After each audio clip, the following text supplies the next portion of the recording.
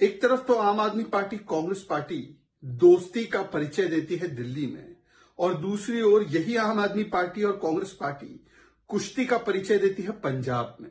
मतलब friendship with benefits, इसका सही उदाहरण यही दोनों है।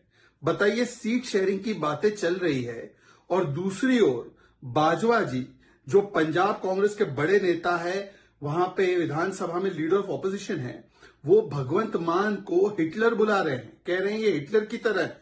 इससे पहले नवजोत सिंह सिद्धू ने आम आदमी पार्टी पर 40,000 करोड़ के घोटाले का आरोप लगाया है और भगवंत मान ने भी एक थी कांग्रेस कहा है।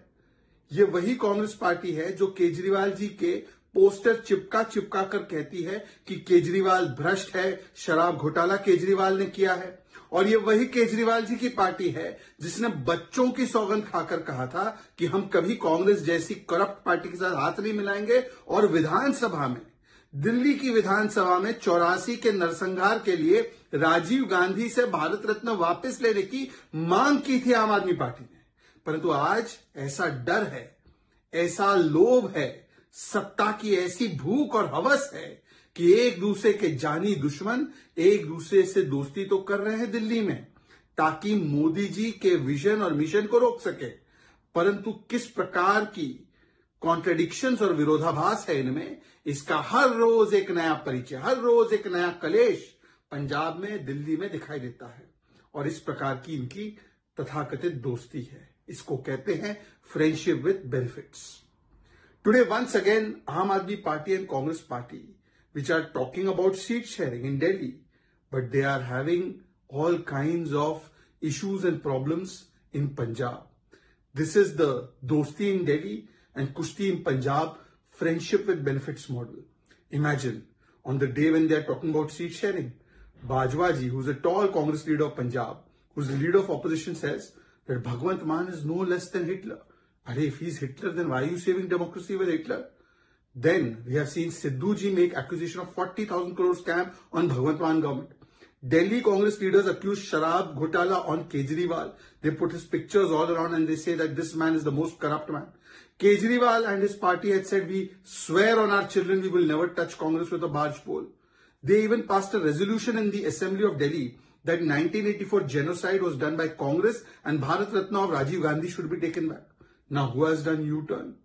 This kind of opportunism and hypocrisy is seen in entire India Alliance, but it is most pronounced when it comes to Aam Aadmi Party and Congress. That these two parties which hate each other, which were born against each other, now are coming together so that they can stop the progress and development of the country. Today, the question must be asked that isn't this friendship? अब तो स्पष्ट हो गया, चोर की मूंछ में तिनका जरूर है। शराब घोटाले के सरगना और मास्टरमाइंड अरविंद केजरीवाल आज चौथे समन पर भी जाने से क्यों कतरा रहे हैं? उनको अगर छुपाने वाली कोई बात नहीं है तो चले जाना चाहिए। पहले 3 समन स्किप किए हैं। पहले समन पर कहा मैं राज्य के चुनाव के स्टार कैंपेनर के रूप में जा रहा हूं, वहां पर 204 सीट पर डिपॉजिट जब्त। दूसरे समन पर कहा मैं विपासना में जा रहा हूं।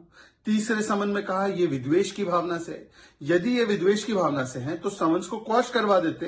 यदि ये विद्वेष की भावना से हैं तो सुप्रीम कोर्ट मनीष सिसोदिया को छोड़ देती, 338 करोड़ मनी ट्रेल नहीं बताती, हाई कोर्ट और लोअर कोर्ट संजय सिंह को बेल दे देती, विजय नायर को 1 साल में राहत मिल जाती, FIR क्वॉश हो जाती।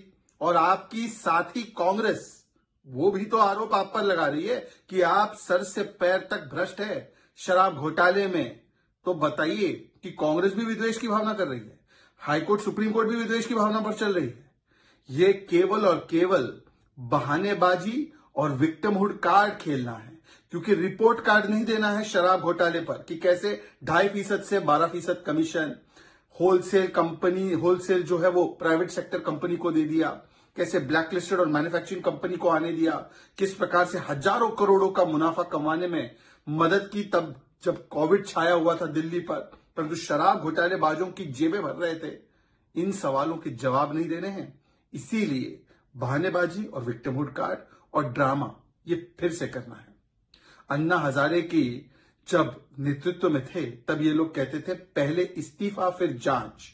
अब ऐसा सियासी धर्मांतरण किया है कि लालू के शिष्य बने हैं और अब तो जांच में सहयोग देने को तैयार नहीं है। इस्तीफा तो दूर की बात है।